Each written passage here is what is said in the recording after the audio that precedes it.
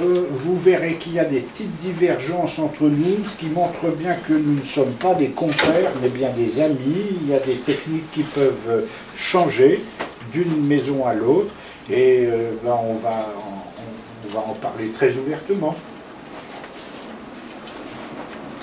Merci Pierre. Je vais pas refaire sur l'introduction. Ce que je vous propose ici sur quelques séries de diapositives, c'est finalement d'illustrer l'intérêt que peut avoir la recherche un petit peu plus spécifique ici du thé. On va parler aussi du H, mais sur cette brève série de diapositives, ça sera de parler un petit peu plus, de centrer un peu le débat sur le thé, même si on est encore tout l'après-midi. Pourquoi est-ce que ça peut être intéressant d'étudier ce réflexe T? Ça peut être intéressant pour plusieurs raisons, et je vais commencer par celle-là, c'est que à la base, c'est une technique qui est non invasive, qui est indolore. Et ça, c'est quand même un plus, parce qu'on sait tous ce que représente un électromyogramme pour un patient, qu'il s'agisse d'un enfant ou d'un adulte. Et quelque part, cet électromyogramme qu'on va commencer comme toujours par un examen clinique, eh bien, faire le lien entre l'examen clinique au cours duquel on recherche ces réflexes ostéotendineux et puis l'examen électrique, plus proprement dit, avant de faire les aiguilles, de faire le lien par un examen au cours duquel on va commencer à mettre des électrodes, mais continuer à taper avec un réflexe de façon indolore, ça permet de commencer les choses de façon facile, de rassurer les patients sur le déroulement à venir de l'électromyogramme. Alors, ceci étant, comme on va le voir, c'est simple, c'est facile, c'est fiable et c'est reproductible. Et de ce point de vue-là, il faut, là non plus, ne pas hésiter à l'utiliser, il ne faut vraiment pas s'en passer. Et puis, ça permet d'explorer de nombreux territoires. Alors, c'est vrai que ça ne remplace pas le réflexe H ou les ONDEF, en tout cas dans certains territoires. Mais, par exemple, comme on verra pour le quadriceps, c'est quand même extrêmement utile. Ça peut se faire aussi au membre supérieur, triceps, biceps. Ça peut se faire au niveau de la face aussi. Je vous montrerai un exemple au cours duquel on a véritablement un intérêt à rechercher ce type de réflexe dans des territoires qu'on n'explore pas forcément bien avec nos tests électriques. Et puis maintenant, d'un point de vue un petit peu plus physiologique, c'est que ça teste ce réflexe, principalement les fibres de gros diamètre, fibres sensitives afférentes, les fibres 1A qui sont issues de ces fuseaux neuromusculaires, et puis les fibres afférentes à alpha, là encore des fibres de gros diamètre. Je vous rappelle simplement ici pour l'illustration l'arc réflexe qui est représenté par ce réflexe ostéotendineux, et vous savez ici que sur le quadriceps, eh bien, on a dans le muscle, chaque muscle, on a des fuseaux neuromusculaires, dont les fibres vont remonter jusqu'à la corne postérieure de la moelle épinière. Ce sont ces fibres de très gros diamètre afférentes à A. Ce sont les mêmes qui sont stimulées lorsque l'on étudie un réflexe H, sauf qu'au lieu de les activer par l'étirement du fuseau neuromusculaire, on va les activer en faisant un choc électrique ici, enfin pas ici, pas à l'aine, mais enfin, on va faire un choc électrique en amont du fuseau neuromusculaire sur le trajet nerveux. Et ces fibres étant de gros diamètre, elles sont très excitables, d'où l'apparition précoce de ce réflexe H. Donc ce réflexe est intégré au niveau segmentaire spinal, c'est un réflexe monosynaptique, c'est le réflexe monosynaptique par excellence. Et puis après on a la contraction, évidemment, qui se produit sur le quadriceps, et puis par le biais d'un neurone inhibiteur, un effet obligatoire de relâchement des muscles antagonistes. Alors, quelques mots concernant des généralités sur les règles d'enregistrement de ce réflexe. Et elles sont valables aussi pour l'examen clinique. Parce que très souvent, on voit des patients qui nous sont adressés pour quel que soit le problème d'ailleurs, mais sur lequel le référent nous a dit il y a une réflexie ostéotendineuse. Et vous en avez l'expérience, très souvent, vous faites asseoir le sujet au bord du lit, bien dans les bonnes positions, c'est-à-dire avec une articulation en position de fonction, vous tapez, vous faites un petit peu éventuellement une manœuvre de gein thoracique et le réflexe est tout à fait présent. Le nombre de fois où on a cette illustration, c'est quand même fréquent. Et ça l'est encore plus quand on les enregistre. C'est-à-dire que l'on va, avec cet enregistrement, réussir à mettre en évidence des réflexes ostéotendineux qui ne sont pas apparents cliniquement. C'est aussi un intérêt, ça peut être utile. Les électrodes, la bande passante, les conditions d'impédance, tout ça c'est du banal, entre guillemets, au sens où il faut garder la même rigueur que l'on a d'habitude pour le reste des examens.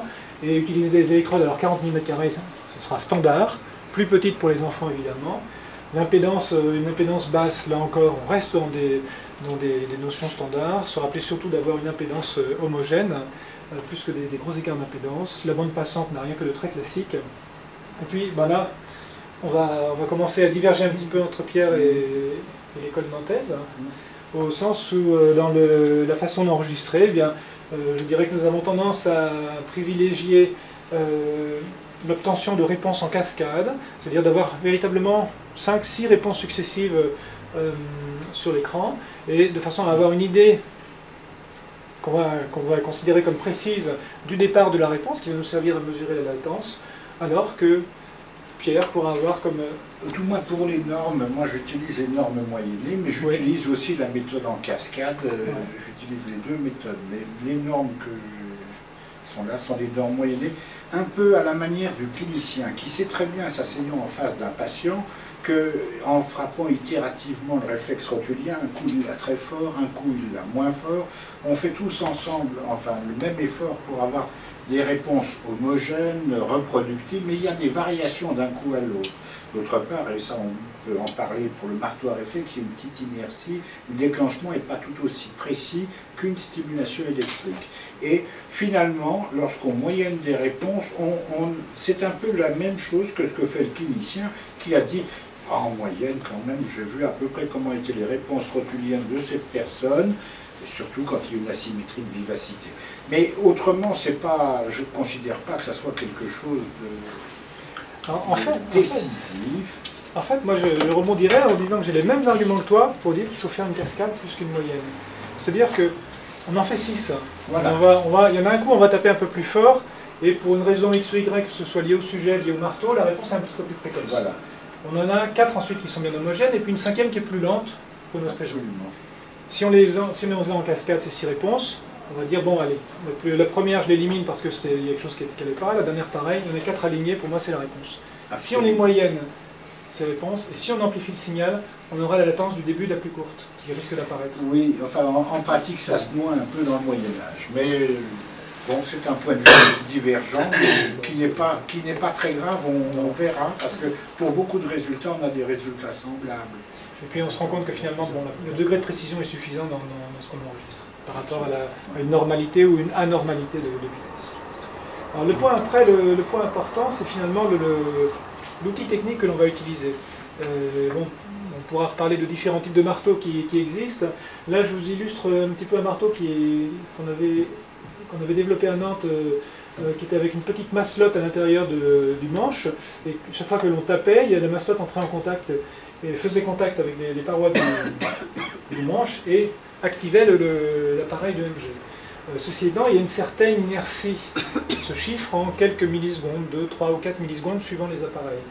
Et là, je ne vais pas redétailler ces figures, mais c'est simplement pour garder en tête, alors ça dépend des marteaux, mais il faut le savoir et c'est important, c'est-à-dire que du fait de cette inertie, le contact, vous allez déclencher le réflexe avant que l'appareil de MG soit lancé. Vous allez perdre 2-3 millisecondes. Donc si on veut être extrêmement précis, il faut connaître ce délai de synchronisation qui existe, et les différents outils qui existent en plaçant les électrodes directement sur l'endroit où on frappe ou autre. Bon, je ne vais pas revenir, on pourra en discuter, mais il faut savoir que si on utilise un marteau à réflexe, il faut avoir conscience de la notion de l'existence de ce délai, et s'il est fourni par le constructeur, très bien, sinon savoir l'estimer. On pourra en discuter, parce que ce délai rajoute une petite latence dans la réponse. On voit des exemples de ce qu'on peut enregistrer. Donc ici, une réponse sur le droit fémoral, un réflexe rotulien tout ce qui est plus banal, un réflexe ici sur le soleus, et puis ici, l'illustration ici de ce délai, et en fait, le choc sur le tendon rotulien est au temps 0, la machine a mis un certain délai de ici 4 millisecondes pour se lancer, la latence apparaissant à l'écran est 4 millisecondes, 4,1, enfin, et puis la vraie latence est de 8 millisecondes. Donc il faut corriger ces latences en fonction du délai du marteau.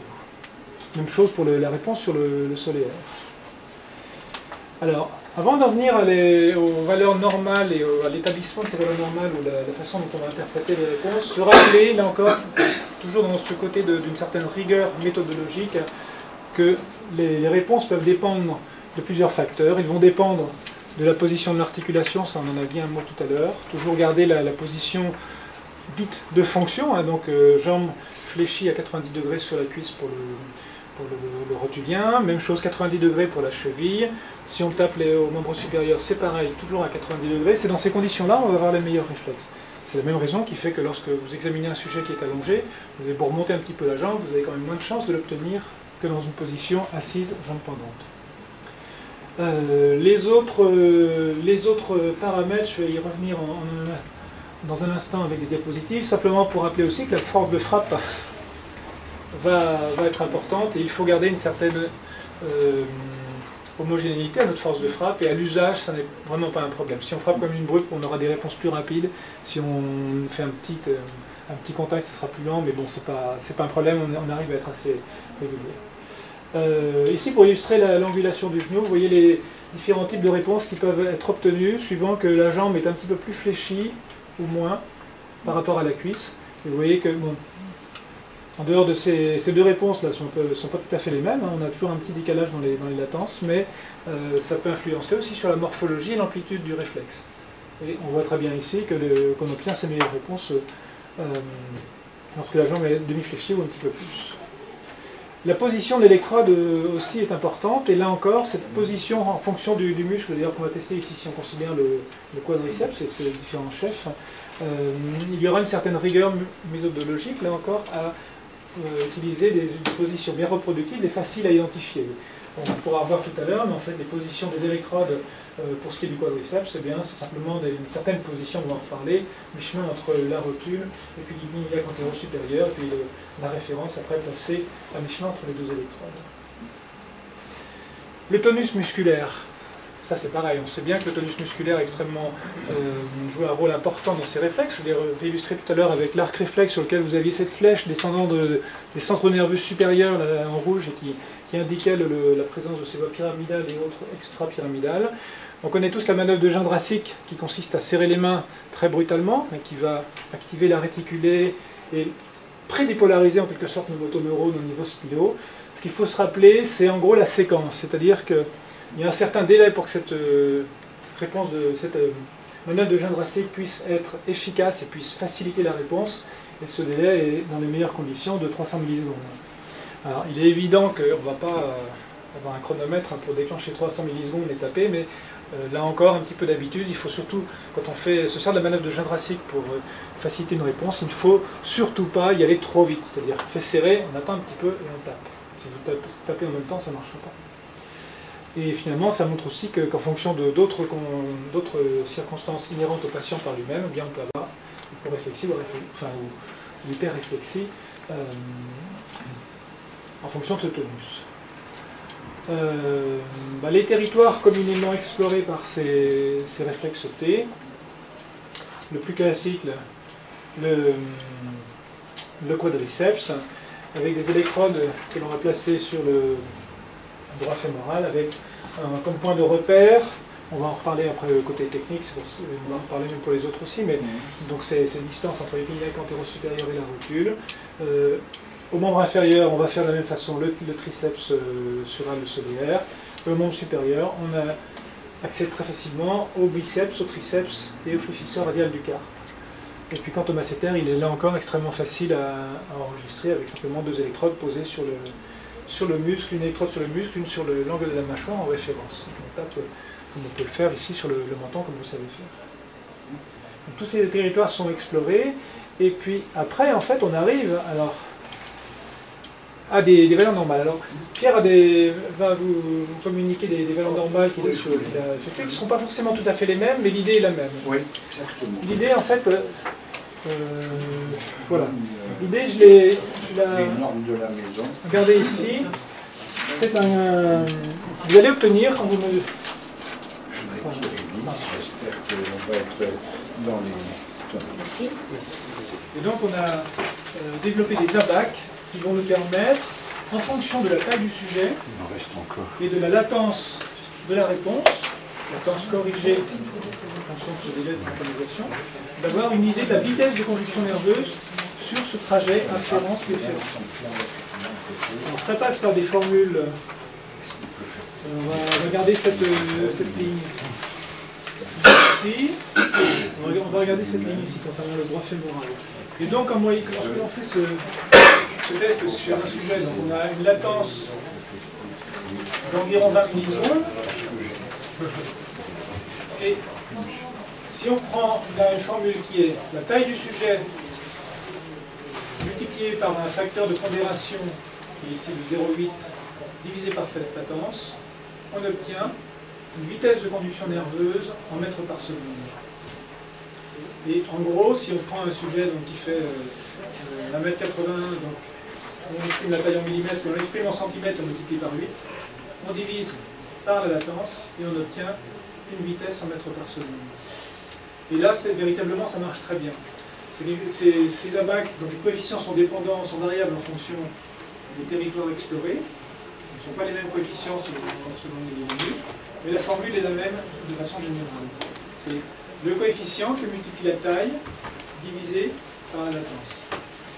Ça a été étudié sur un très grand nombre de sujets, ça a été étudié en comparaison également avec les vitesses obtenues sur le solaire avec le réflexe H. C'est parfaitement pertinent et ça marche bien. Et vous avez ici les exemples de vitesses moyennes qui sont enregistrées dans ces différents territoires, avec des vitesses dont on voit qu'elles sont plus rapides que celles que l'on a l'habitude d'enregistrer en stimulant de détection sur des segments de l'air. C'est quelque part quelque chose de normal. C'est normal pour deux raisons. Ce sont des fibres de gros calibre qui vont conduire un petit peu plus vite que celles que l'on teste d'habitude. Et puis une deuxième raison également toute bête, c'est que ce sont des troncs nerveux qui sont malgré tout très profonds, en particulier quand ils remontent quand ils arrivent à la moléculière. On est donc dans des températures qui sont plus élevées. Et qui dit température plus élevée, dit vitesse de conduction nerveuse plus grande. Donc c'est quelque chose de très logique. Quelqu'un qui a une vitesse sur le médian à 55 mètres par seconde et puis à 45 mètres par seconde sur un ferronnier pourra très bien avoir 61 sur son solaire, 61 mètres par seconde, ça sera tout à fait homogène. Vous avez ici, là encore, pour... on voit le tableau du haut, on va regarder un petit peu le tableau du bas, et puis l'un ou l'autre c'est pareil, on va rester sur le droit fémoral, puisque on est parti sur ce muscle-là. Ces latences et ces vitesses, en l'occurrence, vont varier en fonction de l'âge, de la même façon que les vitesses que l'on teste d'habitude en stimulus de détection varient. Et vous voyez qu'on a des vitesses qui sont tout à fait homogènes, on a un certain niveau de population entre 5 et 10 ans jusqu'à 80 ans, ça a une tendance en fait à baisser après avec l'âge. Et puis vous avez des vitesses, alors c'est un petit peu resserré ici, qui sont évidemment beaucoup plus basses à la naissance et dans les premiers mois, les premières années de vie. À la naissance, on se situe en général autour de 45 mètres par seconde. Je vous rappelle que à la naissance, une vitesse de conduction nerveuse sur un médian, c'est en moyenne 20 mètres par seconde, donc on est toujours dans des niveaux un petit peu plus rapides par rapport aux vitesses distales. Mais là encore, on a le même type de d'évolution, c'est-à-dire que pour les vitesses habituelles, un accroissement très rapide, une augmentation très rapide de ces vitesses dans les premiers mois et premières années de vie. Ici, dans un graphe en 3 dimensions, toujours sur le quadriceps, vous voyez le caractère assez homogène des latences en fonction de l'âge et de la taille. C'est une distribution qui est bien régulière. Et vous avez véritablement ces deux paramètres qui jouent, c'est-à-dire à la fois l'âge, la taille, et qui sont bien coordonnés avec la latence. Quelque part, le fait d'avoir une distribution sous cette forme-là nous rassure dans l'utilisation que l'on peut avoir de ce réflexe en termes de corrélation taille-latence.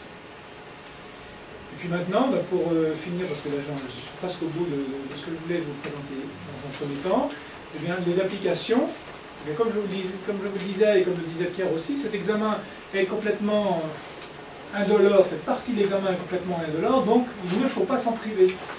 C'est beaucoup plus simple de commencer un examen chez un enfant par un réflexe T plutôt que de lui faire un réflexe H ou des ondes F. Ça va rendre les choses plus faciles. Et puis évidemment, ça peut être intéressant, surtout dans l'exploration des lésions réticulaires, des lésions médulaires aussi ponctuellement, et puis dans la continuité de l'exploration des neuropathies périphériques. Parce que chaque fois qu'on va avoir une lésion de déminimisation, eh bien, les ralentissements de vitesse seront tout à fait visibles sur ce réflexe. Ça sera un élément en plus.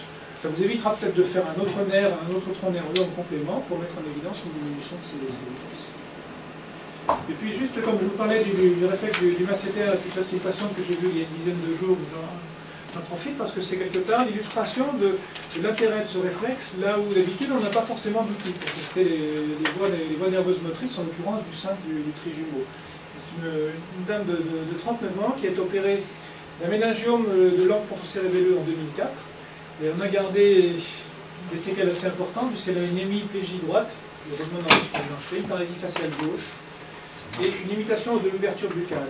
Elle se plaint également de très importantes névralgies de la face, dans les territoires 5.1, 5.2, 5.3, Et du fait de ces douleurs, du fait qu'elle a une limitation d'ouverture du canal, le médecin rééducateur qui s'en occupe l'a envoyé en brun pour lui demander s'il y avait une indication ou pas à faire de la toxine dans le masséter. Parce qu'elle avait l'impression que la limitation d'ouverture du canal était liée à une certaine hypertonie centrale dans le masséter. Donc la question c'était est-ce qu'il faut faire de la toxine botulique dans le masséter.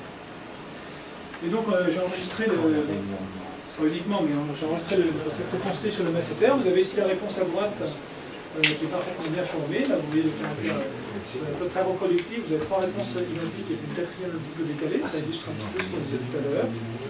Côté droit, côté gauche, du côté où elle souffre, vous voyez qu'il y a une vague réponse ici, quelque chose qui semble reproductif, mais qu'on ne peut pas qualifier de réflexité quand on compare à l'autre côté.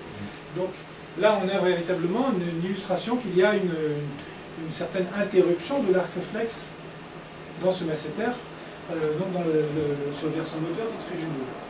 Alors en complément, évidemment, on va se baser uniquement sur ça, mais clairement à l'examen à l'aiguille, il n'y avait aucune activité motrice volontaire, alors que le côté était parfaitement normal. Bien reconnaître que cliniquement, elle avait déjà un petit peu une amyotrophie aussi, et puis surtout, elle avait des signes de dénervation dans le plancher buccal quand on quittait le côté gauche par rapport au côté droit. En fait, elle en avait ici l'illustration d'une atteinte quelque part probablement assez centrale sur les différents noyaux moteurs dans le tronc cérébral liés à son énergie ou à l'intervention. Et on avait gardé une séquelle qui était une séquelle déficitaire, et sa limitation d'ouverture de la bouche n'était pas liée à une hypertonie du masséter, mais était liée au contraire à un défaut de contrôle moteur sur les muscles qui servent à l'ouverture buccale. Et là, ici, quelque part, la réflexité nous comportait un petit peu dans cette direction. Voilà. Mais oui. On va peut-être passer à quelques démonstrations pour que moi je dois avoir de bons réflexes. Si tu veux taper, on peut commencer au membre supérieur avant que je ne me déculotte. Et puis j'avais 2-3 images, mais tous les autres, il y en a quelques-uns qui sont morts. Mais pour chacun d'eux, il a fallu tester l'inertie du marteau pour pouvoir procéder aux calculs qui viennent d'être indiqués. On peut regarder l'image suivante. Là, c'est le réflexe. Alors, il y a 2 réflexes auxquels je tiens particulièrement, mais il y en a un auquel je tiens particulièrement, c'est celui-là, c'est le réflexe du demi-tendineux. Alors, parmi les indications, tu as rappelé que les radiculopathies, c'était l'indication la plus courante peut-être de l'étude des réflexes quand on fait des consultations d'EMG. Et au membre inférieur, on sait très bien que pour les radiculopathies L4, on a très bien le rotulien, pour S1, on a très bien l'aquiléen, et il manquait un réflexe qui soit assez fiable pour les radiculopathies L5. Alors, le réflexe du groupe interne des ischio-jambiers, et essentiellement du demi-tendineux, est particulièrement favorable. En gros, l'électrode active est à mettre à peu près un travers de main en dessous du pli fessier. Là, on a montré combien la forme variait selon que l'électrode active, la référence va être mise, je crois, par rapport au côté opposé, combien c'est effectivement assez haut sur la cuisse qu'il faut mettre l'électrode active. On peut mettre la référence de l'autre côté ou la mettre sur l'ischion, puisque là, c'est un muscle long, il suffit d'avoir une référence sur un tendon. Alors ça, c'est un bon truc. Je sais qu'il y avait aussi une petite divergence entre M. Guilleneuc et moi, parce que lui considérait que c'était plutôt un réflexe S1. Alors il est tout à fait exact qu'aucun de ces muscles n'a d'innervation monoradiculaire. Mais à l'expérience, c'est vraiment un excellent muscle L5, donc il ne faut pas s'en priver. Et c'est un moyen de documenter et les sciatiques L5 et également un certain nombre d'atteintes proximales des voies sciatiques qui touchent surtout le contingent externe. Et je pense par exemple à toutes ces complications avec fracture, luxation de hanche, conclusion. Donc c'est une petite chose à retenir. Il y a peut-être une autre image après. Alors, tous les calculs qui sont faits étaient pour les vitesses T, étaient on a une taille, on affectera pour un réflexe donné toujours le même facteur de compensation, et puis ensuite on va diviser par la latence corrigée du réflexe. Mais il n'était pas écrit que ça puisse marcher chez des gens qui n'avaient pas la proportionnalité normale de longueur des membres. Et j'ai attendu cette semaine pour voir enfin un achondroplase. Alors c'est une dame qui a un tableau de claudication intermittente, et elle a un canal lombaire étroit et des lombalgies. Elle n'a plus de réflexe achilléen, elle n'a pas d'énervation dans les muscles des jambes. Vous comprenez que l'EMG plus proximal était très délicat. Elle fait 80 kg pour 1,32 m. En revanche, j'ai gardé encore des petites réponses T rotuliennes. La droite et la gauche ont été enregistrées. Et si on leur applique le facteur de compensation, eh bien, on trouvait des vitesses qui étaient normales, 55 mètres par seconde, 54 mètres par seconde. Mais je ne sais pas si ce chiffre est valable, parce que je ne sais pas si le facteur de compensation marche aussi chez un achondroplase. Alors, il y a une petite donnée quand même qui est intéressante, c'est qu'elle a un sciatique poplité externe qui en bas marche très bien, ou un nerf fibulaire comme on voudrait. Et on voit que entre genou et cheville, sa vitesse M est à 51 mètres par seconde. Elle a 50 mètres par seconde pour la vitesse sensitive. Et puis, on obtient facilement des ondes F. Et dans le service, pour calculer la vitesse F quand on stimule un SPE au pied, on affecte un facteur de compensation à cette taille, qui est de 12,5, taille centimètre que multiplie 12,5, divisé par F-N-1, et la vitesse trouvée, vitesse F, 50 mètres par seconde. Donc, on a un recoupement.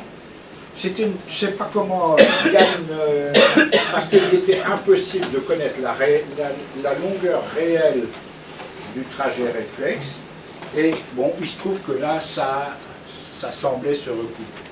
Je ne sais pas si j'ai pas encore une dernière image. Oui, ça c'est... Non, on va arrêter cette chose. Puis là, donc on s'en sert tout le temps. C'est un ion coden. C'est japonais. Ouais, il a juste la particularité d'être transformé en signal TTL.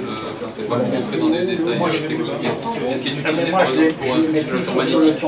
C'est un top de déclenchement plus ou moins 5 volts, ce qui fait qu'on n'a pas de délai. Donc le délai est fixe et c'est un piezo. Il n'y a pas de mass float. Ça marche dans tous les sens. Alors ça, oui, ça c'est très important ce que vous dites, c'est qu'il faut pouvoir dans tous les sens d'utilisation déclencher toujours de la même manière. Alors juste par rapport au marteau, moi j'avais l'expérience, enfin tout à l'heure Pierre vous a montré 4 marteaux. Anciennement j'avais le marteau de droite, maintenant j'ai le deuxième en partant de la droite, peu importe le style, mais c'est pareil, dès qu'on a réglé le côté délai quand il y en a un, après, dès qu'on a pris en main le marteau, c'est extrêmement simple d'utilisation, il n'y a pas de souci à avoir, quels que soient les types de marteaux. Donc c'est des dérivations corps musculaire tendon habituelles. Là je suis sur la même trace, je ne sais pas si tu voulais que je... Tu me diras quand je passe.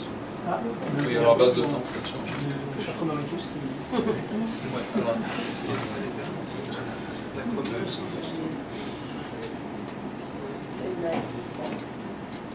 Je suis pas en stimulation. Bon, Je sais en même temps.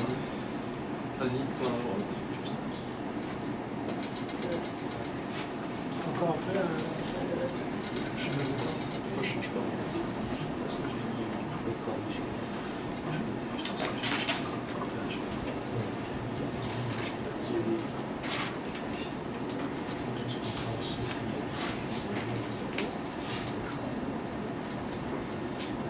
mis l'écran. Oui, mais le problème c'est que non, parce que je suis branché sur le projecteur. En fait, c'est juste derrière. Oui, il est beau. Je sais pas pourquoi ils ont fait ça. Vas-y. Ah, mieux que quand Tu veux encore plus? un petit peu plus, 50 que pour voir la fin. Je sais pas pourquoi j'ai. J'ai 5 minutes. Ouais, j'ai mis 30 là.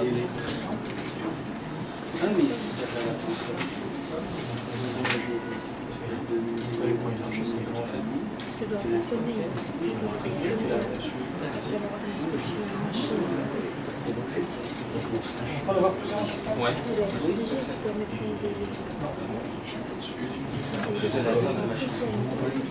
Oui, oui. On finit avec des pattes comme des queues de castor. Tu veux que je passe à chaque fois en cascade? Ouais, pour faire ton cadre. D'accord, vas-y. Je sais pas. pas. C'est bon, vas-y. Voilà, c'est bon. Voilà. En fait, vous voyez, c'est quand même assez reproductible. Après, bon, il y a la façon de taper sur le biceps, il est douloureux pour le pouce. Vous voyez que la forme de la réponse est quand même bien homogène. La latence de début est suffisamment stable, encore un petit peu plus à droite. Voilà, et pour ça, voilà. Vous voyez à peu près entre les 3 fois. L'amplitude est homogène, la forme est bien, il n'y a pas de souci, c'est très facile à utiliser. Ça marche comme ça pour le triceps avec l'électrode placée sur le corps le milieu du corps du biceps. Pareil pour le triceps, la référence on est placée sur le tendon à l'épaule. Alors, dans la façon de placer l'électrode, même chose pour le triceps. Et puis, pour le quadriceps, on va le voir après si on le fait, mais c'est le même principe et ça marche quand même très facilement. Alors après, on peut faire un petit calcul de latence. Donc, est-ce que tu as la règle de calcul là? J'ai une calculette dans mon truc là-bas.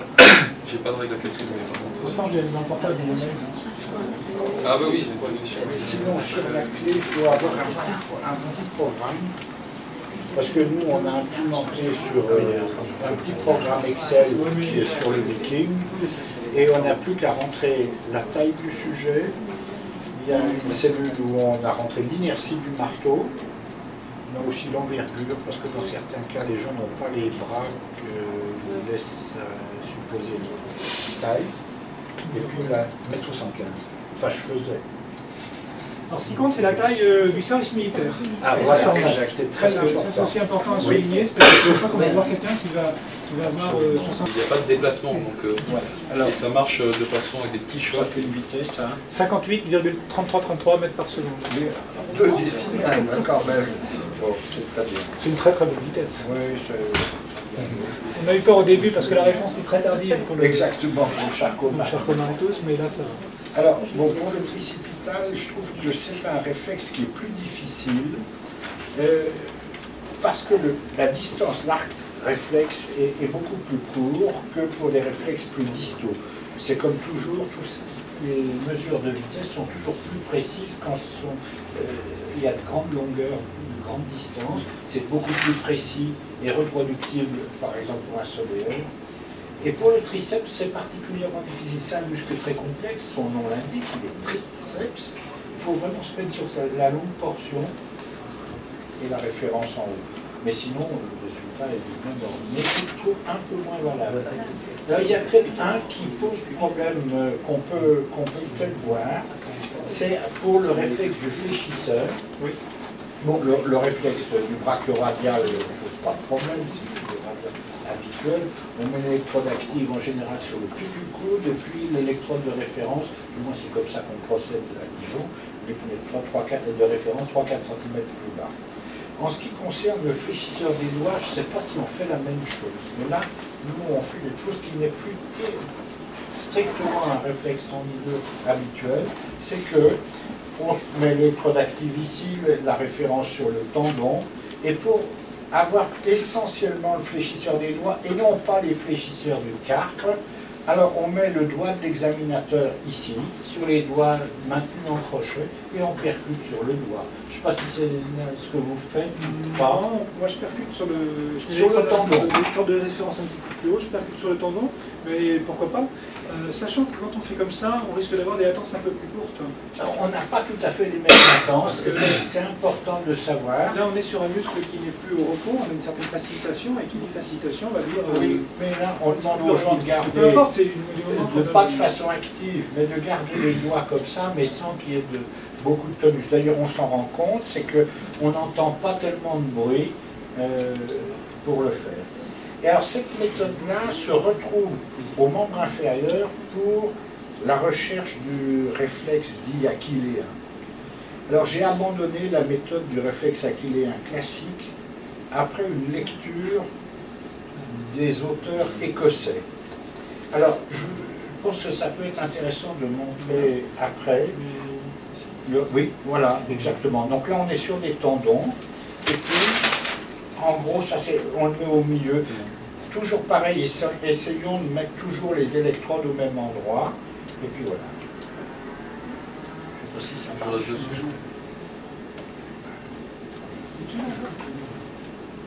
Là, c'est ma main. C'est la jambe. C'est inquiétant. Bon, enfin, là aussi, ah ben là, c'est plus facile. Mais en percutant sur la face ventrale du poignet, il est clair qu'on percute aussi les réfléchisseurs du carpe. Ceci dit, on ne doit jamais oublier que nos électrodes sont des électrodes de surface et qu'on ramasse tout ce qu'il y a autour. On connaît bien, par exemple, quand on fait des couples biceps-triceps, parfois on voit le potentiel dans le mauvais sens, c'est simplement parce qu'il y a un réflexe inversé et qu'il est... Est-ce qu'on regarde au membre inférieur? Oui, surtout là... Bon, ça doit aller.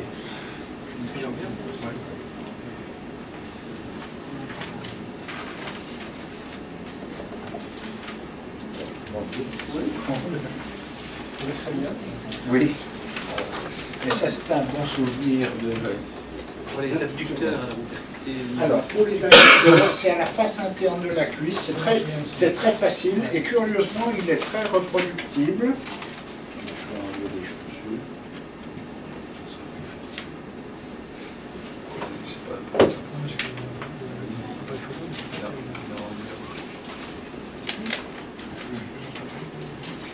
On peut mettre de la musique là pour mettre... Non, mais on peut chanter si vous voulez. Bon.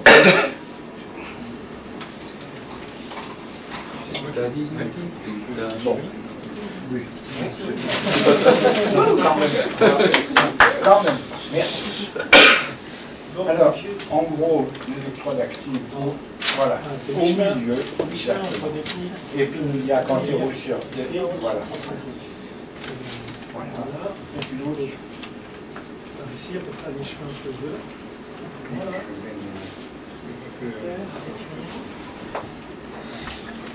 C'est bon? C'est bon. Super. Alors, on peut même les anticiper si vous voulez. C'est très bien. C'est très reproductible. Alors, ça rend vraiment des services. L'amplitude de la réponse en fonction de la force. La vivacité. Absolument, absolument. Et puis alors, fonction de ce que Si tu tapes plus fort, et bon, si tu tapes plus fort, ça va peut-être pas changer, mais bon. On pourra regarder de la même manière le réflexe du moyen adducteur, pendant qu'on y est. Il suffit de... Alors, Attends, efface pas, j'ai un truc à montrer encore. En général, je mets de l'autre côté. Je l'ouvre une autre fenêtre ou pas? Avant qu'on passe à l'adducteur, j'aurais juste un autre petit détail à souligner, c'est un autre intérêt de tester ça, et en particulier chez les enfants, chez les sujets qui ont des suspicions de pathologie musculaire. On pourra en discuter, mais est-ce que tu peux mettre un deuxième curseur sur le... Voilà. Sur la... Sinon, c'est le point fixe. Voilà, ici. Un petit peu, Un petit peu plus court. Un petit peu plus en avant. Ouais. Voilà, comme ça. La durée de la réponse mesurée entre le début du pic négatif et le pic positif. Et en fait, cette durée ici va être un reflet de la propagation des potentiels d'action musculaire sur la membrane de la fibre musculaire. Et quelque part, cette latence, elle est corrélée à la vitesse de conduction de la fibre musculaire. Je ne parle plus d'une vitesse nerveuse, mais d'une dépolarisation du muscle. Et il y a une formule qui est ici toute simple, qui est dans le corps, qui est la taille, que multiplie par 3 divisé par la latence, et ça permet d'avoir une vitesse de conduction autour de 3 mètres à 3 mètres 50 par seconde. Et lorsque vous avez un problème musculaire, vous allez avoir un étalement de cette réponse, vous allez avoir une vitesse qui va baisser, qui sera 2,5 ou un petit peu moins, ou 2,8, mais qui sera plus basse. C'est pas la durée du pic négatif. Non, c'est de là. Merci quand même pour une réponse motrice. Voilà, oui, mais là, c'est alors. J'ai pas la démonstration. Là, c'est ce que je vous donne là, c'est du non publié et du non démontré avec la mesure. Mais ça marche. Mais à l'usage, ça marche. C'est ça qui. C'est vraiment important de prendre ça comme durée. Non, la formule marche avec ça. Quand on veut faire, voilà, c'est ça. Donc ça a intérêt dans les pathologies musculaires. Voilà. Dans les Absolument. Voilà. C'est un moyen très simple de calculer la vitesse des qui a une myopathe cortisonique avec un déficit sur le cortisol, on va en profiter et on va. Alors, c'est pas une sensibilité de 100%, mais c'est un bon petit signe. C'est un signe d'appui parce qu'on n'a pas beaucoup d'outils dans la matière en dehors de l'aiguille dans le muscle. C'est un petit élément. Ça fait très Il bien. faut que le réflexe soit normal. En termes de... ici Non, il faut pas d'avoir, par exemple, d'hyporéflexie. On fait pas, enfin, dans une pathologie musculaire, on risque d'avoir une hyporéflexie. Mais je pensais par exemple Quand il est là, on peut le faire. au neuromyopathie de Absolument, oui. à la fois, il y a une composante Mais notez bien que l'autre, Mais quelque part, dans les neuromyopathies de réanimation, on a aussi un bon signe qui est la même chose, c'est que lorsque l'on fait une stimulation électrique classique, on va avoir un potentiel qui sera étalé. Voilà. C'est la même idée. Le deuxième point, c'est que souvent les neuromyopathies de réanimation, ils sentent plus de réflexe du tout. Oui, justement, c'est pour ça. Alors, est-ce que donc, voilà, ça marche. Il faut qu'il y ait quand même un réflexe, même minimum de réflexe. un minimum de réflexe. Pour les neuromyopathies de réanimation, c'est vrai que le plus souvent, ils ont plus de réflexe. Mais bon, c'était le petit point avant de devenir un adducteur. Vous pouvez redonner la formule? Oui, la formule. C'est la taille divisée par la latence divisée par 3. Voilà. La différence de latence. Vous avez dit quoi? 3 sur latence. C'est ça? C'est la taille. En fait, la taille, c'est divisé par 3. C'est la taille, c'est multiplié par 0,33 divisé par 3. Le fait de là, c'est facile, c'est que. Nous allons le faire tremper. Quand on fait 1m75, la différence, en gros, c'est la même chose, c'est-à-dire 17, c'est où les cas ici 18,30. 18,30. C'est-à-dire que vous faites le rapport de la taille sur le temps et vous divisez par 3. Donc quand vous avez 1m75, si ça fait 17,5, ça fait 1 divisé par 3, 3,33, vitesse normale. C'est la taille divisé par la latence, divisé par 3. Le rapport divisé par 3. Entre 3 et 3,5. C'est plus petit chez l'enfant, et quand vous faites ça chez un enfant de 1 ou 2 ans, vous allez avoir des vitesses entre 2,5 et 3 mètres par seconde, ça sera normal. Par contre, un enfant de 6 mois qui aura entre 2 et 2,5, ça sera bas. On avait fait des abaches, je ne sais pas si vous... Non, il n'était pas publié dans le papier. Non, on n'a pas publié dans le papier parce qu'il n'y a pas d'éléments de technique de référence pour le faire. C'est dommage parce que c'est utile. Absolument. Et ces valeurs, c'est pour le grand télé. Ah oui, ça marche que sur celui-là. Hein. Ce que je vous dis là, ça ne marche que sur le test sur le quadriceps. Ça marche que sur cette réponse-là, ça ne marche pas sur le biceps. C'est...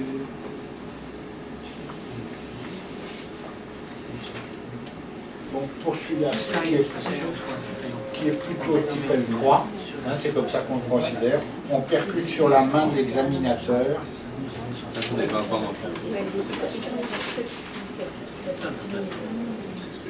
les myosités incluses.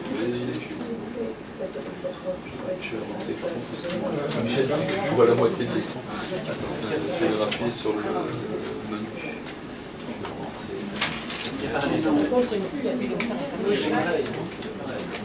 C'est bon. Je vais refaire dessus.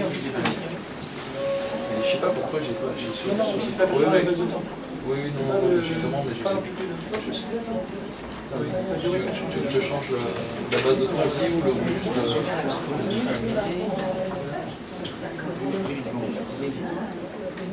Tu veux que je change la base de temps? Non, on peut faire serrer les dents, hein, ça marche aussi. Il faut rien faire. Mais je sais pas pourquoi j'ai tout qui est désactivé dessus. Pour le gars. Tu me dis quand tu veux que je change le... Et si on percute le pubis, c'est un autre réflexe. Vous l'essayez? Voilà. Je sais pas pour serrer. Mais j'essayerai. Serre. Tu peux amplifier le... C'est pas tout fait que la référence soit de l'autre côté. Ah non, non, la référence elle est neutre à l'intérieur. Pardon, si, alors ça Ouais. peut être un problème si on est chez un paraplégique, mais parce que la référence sera pas neutre. À ce moment-là, je mets la référence sur Là, vous avez remarqué l'effet de la distraction du sujet, qui était occupé à faire autre chose. Ouais. Et voilà. Il émettait une inhibition inconsciente. Voilà. par un Il va technique. débloquer ce là. Si tu veux. Bon, mais c'est bien. Alors, peut-être le dernier qu'il faut vraiment voir, parce que je pense que c'est la chose la plus utile, c'est lorsqu'on cherche pour le réflexe du solaire. On va mettre exactement les électrodes, là, et à l'endroit où tu mets pour habituellement. Mais il y a une méthode qui... Oh, pardon, oui. Mais il y a une méthode qui est vraiment très pratique, aussi bien sur le plan clinique que écologique. Là, je vais m'allonger. C'est de mettre la main de l'examinateur sur l'avant-pied et de percuter sur cette main. Alors, il y a eu un papier qui avait été publié par les Écossais, une équipe qui était ennuyée d'avoir tout le temps à chercher des neuropathies chez des vieilles dames qui étaient supposées être aréflexiques. Et ils avaient montré qu'un grand nombre de ces vieilles dames, pas de vieilles dames, mais enfin, avaient leurs réflexes quand on les cherchait de la manière que je viens de vous indiquer. Alors, juste mettre la main là, et puis tu percutes sur ta main, mais alors il ne faut pas que le truc là te gêne. Donc, si on peut replier un tout petit peu, pour que tu sois bien à ta main, puis avec la main de l'examinateur, donc, pour maintenir la cheville à 90 degrés, et, je ne sais pas, vous les cherchez comme ça, vous? Ah ben, c'est très bien. Vous n'allez pas me dire qu'il n'est pas là, quand il est là, mais il est loin. Alors c'est une très bonne méthode, parce que chez les gens âgés, un certain nombre ont déjà une petite coxopathie, et si, comme vous faites, vous empoignez le pied, vous savez, pour mettre et percuter sur le tendon, vous leur faites mal, ils se réglissent, et puis il faut penser également lors des visites, ce qui t'est fait mal, bon, le voilà. Mais c'est vraiment la meilleure manière de chercher. On n'a pas tout à fait les mêmes réponses, et puis physiologiquement c'est probablement un peu différent. C'est plus la percussion uniquement du tendon, il y a un petit mouvement articulaire, il y a donc des organes de Golgi qui doivent intervenir. Donc il suffit de savoir ce qu'on fait, mais nous, nos normes pour l'Aquiléen sont toujours faites comme ça. Et c'est toutes les semaines où on a un examen demandé pour un patient réputé aréflexique et qui en fait a ses réflexes. On va peut-être arrêter. Comment?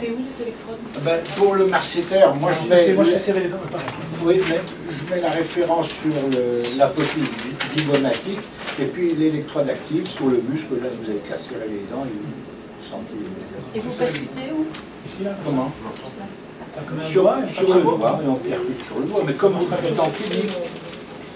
On peut très bien avoir un Aquiléen aboli et une réponse T comme ceci, ma fille. Ah mais absolument, absolument. Oui, oui, si on prend de la Christine. Alors justement, à propos des neuropathies axonales, il y a un autre point qu'on n'a pas souligné, mais qui est l'intérêt de faire les deux sur un solaire, de faire le H et le T. Parce que si vous avez un réflexe T qui est aboli, une réponse H qui est présente, vous avez déjà une information supplémentaire, vous avez une dégénérescence des fibres afférentes à 1A entre le point de stimulation ici de votre réflexe H et le fuseau neuromusculaire. Donc vous avez déjà une atteinte dont vous savez qu'elle est distale, elle est probablement longueur dépendante et qu'elle va remonter après en cas d'extension de la neuropathie si c'est une neuropathie médicamenteuse, mais vous avez une information de localisation distale de la lésion. Vous faites un T en plus d'un H. Et si vous n'avez plus de H, vous savez que c'est plus en amont que c'est une forme plus envahissante, plus grave, plus proximale de neuropathie. L'association de couplage des deux, T et H, sur le solaire, quelquefois ça peut être intéressant. Absolument. Ce qui est intéressant, c'est les cas de discordance, effectivement. Parce que quand il n'y a plus de réflexe T, plus de réflexe H, on ne peut plus rien dire. Mais il y a tous les cas de dissociation d'atteinte, et puis il y a la dissociation inverse, où on a encore le réflexe T et pas le réflexe H. Ce qui se voit chez l'alcoolique. Enfin, c'est ce que je disais. Alors, juste un dernier point, là, sur le réflexe sur le solaire, comme c'est vrai qu'on fait comme souvent, la réponse est typiquement comme ça, c'est-à-dire avec un premier pic positif ici, et nous on mesure la latence, enfin, je pense que c'est pareil. Non, ici, non, pas ici. Mais ça c'est encore, j'ai l'habitude. Oui, en tout cas cette forme, c'est la forme habituelle de la réponse. Absolument. Avec un premier pic. Et vous tenez compte surtout de la latence, c'est pas l'amplitude de la réponse. Pour le réflexe T, on tient beaucoup compte de la latence, on peut tenir compte, on tient compte de l'amplitude quand il y a une asymétrie franche entre les deux côtés, et puis quelque part, il n'y a pas de valeur normale, parce que la distribution, si on fait des sujets témoins, on ne va pas avoir une véritable distribution normale, on ne va pas dire qu'il y a une amplitude qui est normale avec tant de déviations standards, etc. Mais quelque part à l'usage, eh bien, on va se faire sa propre base de données interne et puis savoir que quand il fait en mesurant de pic à pic 4 millivolts, eh ben, c'est que c'est quand même quelqu'un qui a des très bons réflexes. Et puis si on revoit ce patient un an après parce qu'il continue à prendre de la thalidomide ou autre, et puis que le réflexe est passé de 4 millivolts, il n'en fait plus que 0,5, quelque part on va l'interpréter.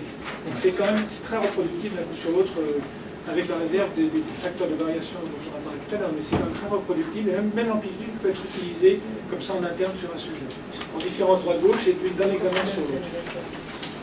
Évidemment, ça, on ne va pas dire 4 millivolts, 5-6 millivolts, ça ne va pas faire de différence. Mais c'est